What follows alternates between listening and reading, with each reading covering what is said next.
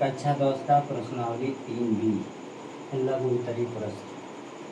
सवाल नंबर 4 है, निम्न समीकरणों के युग्म को विलोपन विधि से हल कीजिए। विलोपन विधि का मतलब क्या होता है? विलोपन विधि का मतलब विलुप्त हो जाना, खत्म हो जाना, समाप्त हो जाना। विलोपन विधि का मतलब होता है खत्म हो जाना। विलोपन विधि का मतलब होता है एक पद से पूरा कट जाना।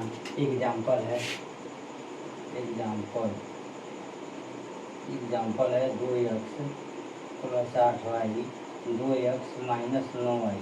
यहाँ पे ध्यान देंगे प्लस है माइनस हो जाएगा तो पूरा कट जाएगा, क्योंकि x का गुणांक है तो पूरा कट गया। क्या बचा? क्या है? y का गुणांक बचा है। एक पद किसी एक पद को पूरा कट जाना एक विलोपन विधि है। यहाँ पे देखेंगे 8x plus 2y 9x minus 2y। अब यहाँ पे ध्यान देंगे प्लस और माइनस में है तो y का गुणांक बराबर तो y पूरा कट जाना, यानी किसी एक पद को पूरा कट जाना विलोपन विधि है। यहाँ पे ध्यान देंगे, लिखेंगे हल। तीन दिया है समीकरण क्या है? समीकरण 3x प्लस 4y बराबर 10। हम समीकरण 1 मान लेते हैं। दूसरा दिया है और 2x माइनस 2y बराबर 2। हम इसको क्या करेंगे? समीकरण 2 मान लेंगे। यहाँ पे ध्यान देंगे किसी एक पद से पूरा कट जाना विलोपन विधि होता है। तो प्लस 3x से माइनस 2x कटेगा नहीं, प्लस 4y में से माइनस 2y कटेगा नहीं। यहाँ नहीं y का गुणांक बराबर है और नहीं x का गुणांक बराबर है। हम क्या करेंगे? समीकरण 1 में 2 से गुणा करेंगे, यानी हम x का गुणांक बराबर कर रहे हैं। समीकरण 1 में 2 से गुणा करेंगे 3 गुना 6x हो जाएगा। और समीकरण 2 में हम क्या करेंगे? 3 से गुणा करेंगे तो 3 गुना 6x हो जाएगा, यानी हम x का गुणांक बराबर करेंगे। यानी किसी एक पद से पूरा कट जाना होता है विलोपन विधि। तो हम यहाँ पे लिखेंगे समीकरण 1 में 2 से गुणा करने पे 2 से गुणा करने पर समीकरण 1 में 2 से गुणा कर देंगे। समीकरण 1 क्या है हमारे? यहाँ लिखेंगे बराबर का चिन्ह आ जाएगा। अब 1 से गुणा, समीकरण 1 में 2 से गुणा करेंगे तो यहाँ होगा समीकरण 1 लिखेंगे 3x प्लस 4y एक क्वेश्चन में कर देंगे बराबर 10। अब क्या करेंगे? इस समीकरण में क्या हम करेंगे?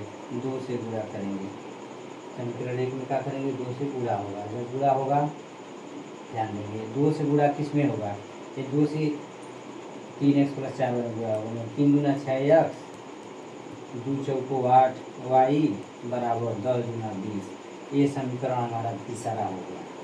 अब क्या करेंगे? हम समीकरण 2 में 3 से गुणा करेंगे। यहाँ पे लिखेंगे समीकरण 2 में 3 से गुणा करने पर हम समीकरण 2 में 3 से गुणा करेंगे।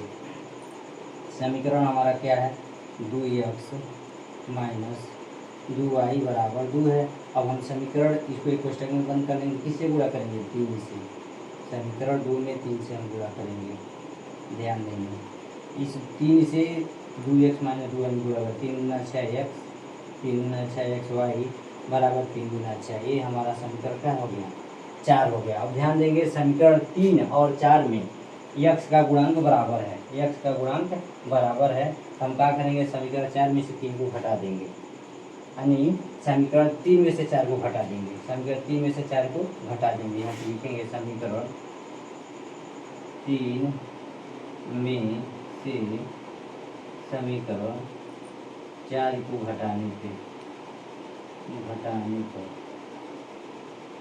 पर चिन्ह हमारा क्या हो रहा है? घटाने पर समीकरण 3 में से, यानी 6x प्लस 8y बराबर 20। इसमें से हम घटाएंगे समीकरण 4 में 6x माइनस 6y बराबर 6। यहाँ का है चिन्ह क्या है? प्रतीक क्या है? चिन्ह माइनस का है, घटा रहे हैं। प्लस है तो माइनस हो जाएगा, प्लस माइनस प्लस हो जाएगा, प्लस माइनस हो जाएगा। तो प्लस माइनस तो कैंसिल हो जाएगा, यानी किसी एक पद से पूरा कट जाना ये विलोपन विधि होता है। किसी एक पद से यानी x का गुणांक बराबर तो x पूरा कट गया। बचा कितना है?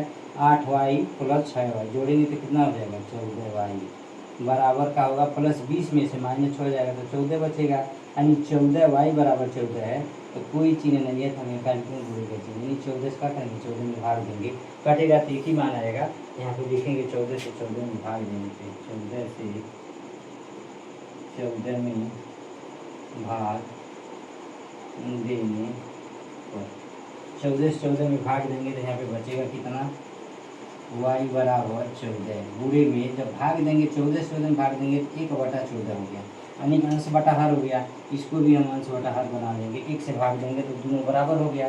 अब लिखेंगे बराबर y बराबर अंश से अंश में, हर से हर में जुड़ा होता है, 14 एकम 14, 14 एकम 14 कटेगा, एक ही मतलब कटेगा तो इसका मान 1 होगा, यानी y का मान हमारा कितना है, y का मान हमारा आ गया 1। अब y का मान हमें 1 आ गया तो y का मान हम समीकरण 1 में रखेंगे तो x का मान आ जाएगा, y का मान 1, y का मान 1 समीकरण 1 में रखने पर, समीकरण 1 में रखेंगे, समीकरण 1 हमारा है 3x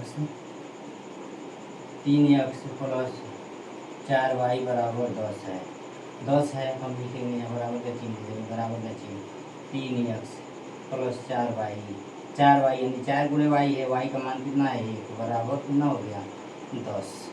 अब ध्यान देंगे 3x प्लस 4 गुणे 1 है, 4 एकम 4 बराबर 10, यानी 3x plus 4y, 3x plus 4 बायां पक्ष है और बराबर में 10 जो है वो दायां पक्ष है। हम क्या करेंगे, बायां पक्ष से +4 को हम पक्षांतर कर देंगे, लिखेंगे +4 को पक्षांतर करने पे, +4 को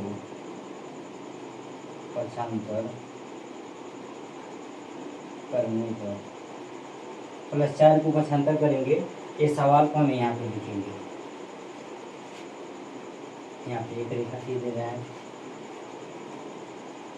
आगे आ गया तो 3 बचेगा बराबर का 3x प्लस 4 जाएगा दाहिने पक्ष में, तो यहाँ पे बराबर 10 है, प्लस आएगा तो हो जाएगा माइनस, यानी +10 में से -4 जाएगा तो बचेगा कितना, 3x बराबर +10 में -4 गया क्या बचेगा, +6 बचेगा, यानी 3x बराबर 6 है, कोई चिन्ह है तो यहाँ गुणे का चिन्ह लिखेंगे, 3 सब क्या करेंगे 6 में भाग देने पे, लिखेंगे 3 से 6 में भाग देने पर, 3 से 6 में भाग देंगे तो यहाँ पे क्या बचेगा, सिर्फ वो x बचेगा बराबर 6, भाग देंगे तो गुणे का चिन्ह गुणे का रहेगा 1/3 अंश बटा हर। अब 6 को भी हम 6 में 1 से भाग देंगे तो दोनों बराबर हो गया, अंश से अंश से हर में गुणा होता है, x बराबर 6 एकम 6 3 एकम 3 कट जाएगा, 3 एक मतलब में कटेगा और 3 दूनी से 2 मतलब में 6 भी कट जा रहा है, तो बचेगा कितना, x बराबर 2/1, x बराबर 2/1 बचा है, 2 में 1 से भाग देंगे तो 2 प्राप्त होगा, x और y का मान आ गया, ये हमारा आंसर आ गया है। अतः लिखेंगे, अतः x बराबर 2 तथा y बराबर 1, x बराबर 2 तथा y बराबर 1 हमारा है, यानी हमारा आंसर आ जाता है। जब x y का मान आ जाए तो हम समीकरण 3x plus 4y plus 2x minus 2y में रख कर चेक कर लेंगे कि हमारा समीकरण संतुलित है कि नहीं, बराबर है कि नहीं, हम यहाँ पे टेस्ट कर लेंगे, x और y का मान रख कर चेक कर लेंगे कि हमारा जो आंसर आया है, x और y का जो मान आया है हम समीकरण में रख के चेक कर लेंगे कि सही है कि गलत है। 2x माइनस 2y बराबर कितना है 2, ये समीकरण 2 है। पहला क्या है, 3x प्लस 4y बराबर है 10, ये 3x 3 गुणे x है, यानी x का मान कितना है 2 है, प्लस y का मान 1 है बराबर 10। अब 2x यानी x का मान है 2 माइनस y का मान है 1 बराबर 2, 3 दूनी 6 4 एकम 4 बराबर 10, 6 4 10, 6 4 10, यानी हमारा समीकरण 3x प्लस 4y बराबर 10, यानी हमारा समीकरण संतुलित है, बराबर है। 2 दूनी 4 2 एकम 2 बराबर 2, यानी +4 में से -2 गया तो बचा +2, यानी 2 बराबर 2, यानी हमारा समीकरण 2x माइनस 2y बराबर 2 हमारा समीकरण संतुलित है। यही हमारा आंसर हो जाता है, बिलोपन भी दिए हुए।